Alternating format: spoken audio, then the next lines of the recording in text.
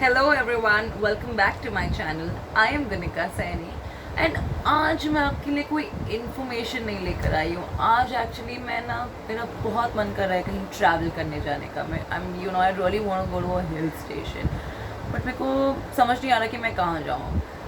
Now that I said a hill station, आप सोच रहे होंगे कि प्रॉब्ली मैं मुन्नार, ऊटी, कूर्ग के बारे में सोच रही होंगी, but no. I have a very pretty place in my mind जिसके बारे में आपने बिल्कुल सुना भी नहीं होगा कभी. You know what that place is? It's a small village in Meghalaya called Molingnog. Well, आप सोच रहे होंगे कि मैं Molingnog जाने का क्यों सोच रही हूँ. Well, let me tell you. आज actually मैं आपको Molingnog के बारे में बताती हूँ. This place in Meghalaya, it's a small village. It's a small village on a hilltop. And this village is the cleanest hill station that you'll ever come across. You know why? I mean, ये सब हर जगह सुनते होंगे कि ओ plastic ban हो गया, ओ स्वच्छ भारत अभियान चल रहा है, ओ यहाँ पे सफाई ज़्यादा है, यहाँ पे क्लेanलीनेस रिलेटेड बहुत सारे इनिशिएटिव्स लिए हुए हैं, whatever. But still you will not find वो places इतनी ज़्यादा क्लीन और इतनी ज़्यादा tip top. But this village, this small little town or village in Meghalaya, ये इतना ज़्यादा साफ है कि यहाँ पे आपको लिटरली ड्राई लीव्स तक नहीं दिखाई देंगे रोड के ऊपर. And why this is so clean? Because इस विलेज के जो लोग हैं, इन लोगों ने पहले से ही क्लीनलीनेस का इतना ज़्यादा ध्यान रखा है. इवन बिफोर स्वच्छ भारत के बिफोर प्राइम मिनिस्टर ने स्वच्छ भारत अभियान को लॉन्च भी किया था, ये जो विलेज था यहाँ पे ऑलरेडी इनका स्वच्छ भारत चल रहा था, इनके छोटे से अलग से तरीके से. And you know what that is?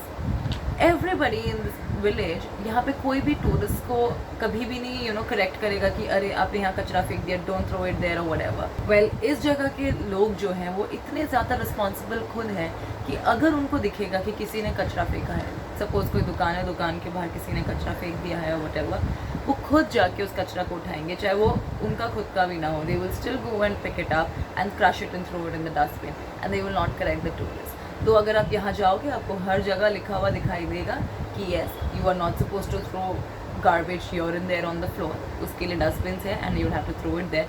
And dustbins भी यहाँ पे कोई रेगुलर डस्टबिन्स नहीं है. These dustbins are made of bamboos, जिन्हें ये बोलते हैं खो.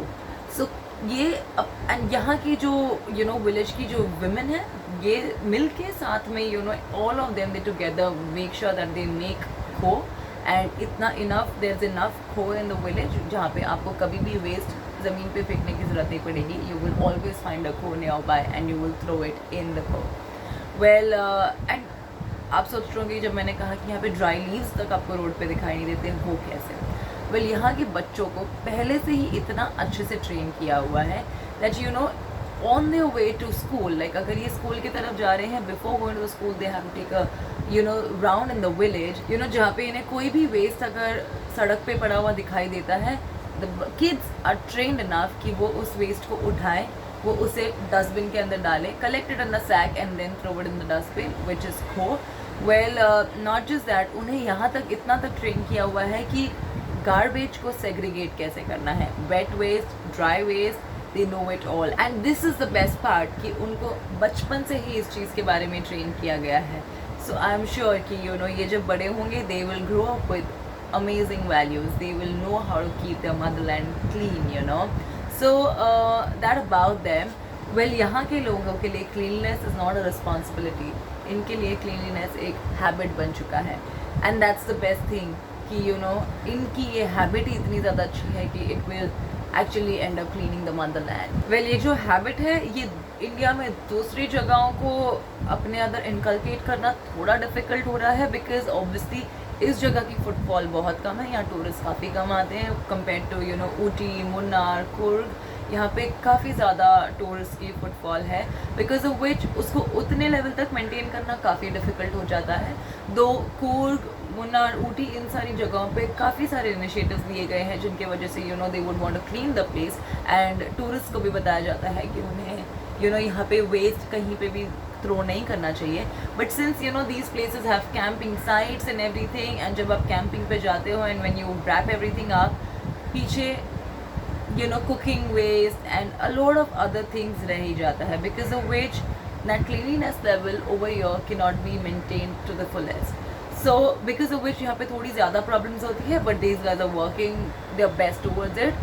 दो अभी भी इन सारी जगहों पे डिमांड है कि ये जो टूरिज्म का पैसा जितना भी अंदर आता है, the government should put in more money for the infrastructure and for the cleanliness of the places, जो अभी तक उतने एक्सटेंट तक इन लोगों ने स्टेप लिया नहीं है. But I think there is more work that has to be done in this, and all we can do is hope for the government to actually put in some extra money and build better infrastructure for all these hill stations. And जब तक probably Coorg, Munnar, Ooty and बाकी दूसरे hill stations में infrastructure better होगा, तब तक I think आप सबको जाके मॉलिंग लॉन्ग का डेफिनेटली एक टूर करके आना चाहिए, because I am sure you guys will love this. And this being Asia's cleanest hill station, you should definitely go and visit this place and enjoy its beauty. Well, thank you everybody, thank you for watching my video. I hope you liked it. I hope आपको इस जगह के बारे में और ज़्यादा information मिली हो and आप जाके इसे एक्सप्लोर करें एंड आपको पता लगे कि जो भी मैंने कहा है it's all true. And so yeah, please go visit that place and please keep watching my video and subscribe to my video and write on the comment section of what you want me to talk about, and I will come back with all those topics. Till then, take care. Bye bye.